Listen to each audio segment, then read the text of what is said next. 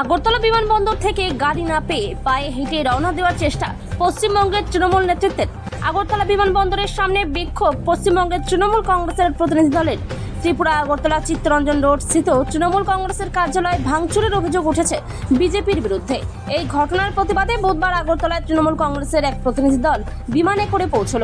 সাংসদ মন্ত্রী মিলিয়ে মোট 5 সদস্যের তৃণমূল প্রতিনিধিরা কলকাতা থেকে ত্রিপুরায় এসে পৌঁছল।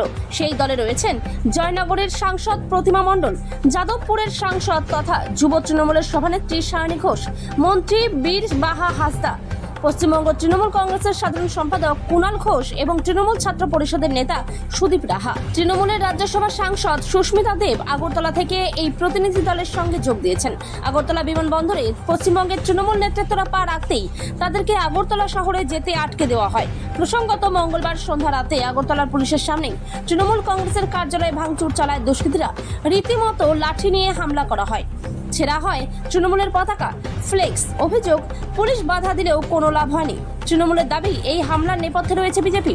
অন্যদিকে আগরতলা ঢুকতেই বা বিমানবন্দরেই আটকে দেওয়া হলো তৃণমূল প্রতিনিধি দলকে।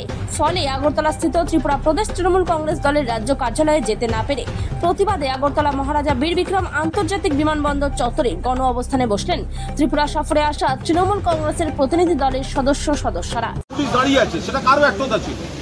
এবারও তাই হয়েছে, যেখানে পার্টি অফিস ভেঙেছে সেখানে গাড়ির ড্রাইভারদের হুমকি দিয়েছে, গাড়িতে ধাক্কাধাক্কি করেছে, তাদেরকে বার করে দিয়েছে।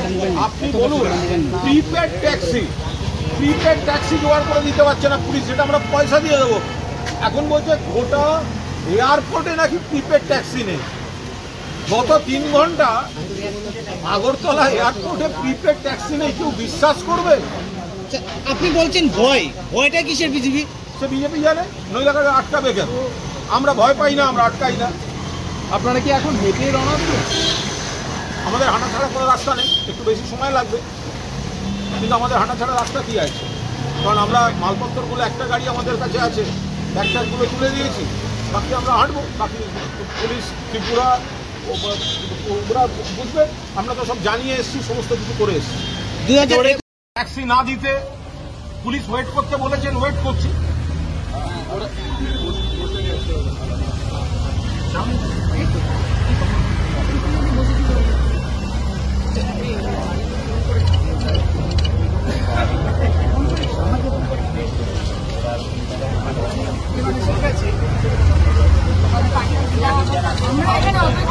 আমাদের পার্টি অফিস যাওয়ার, আমরা পার্টি অফিস দিয়েছি, আমাদের কাছে অর্ডিনারি সময় আছে, আমাদের কোনো তাড়া না। কিন্তু যেই গন্তব্যস্থলে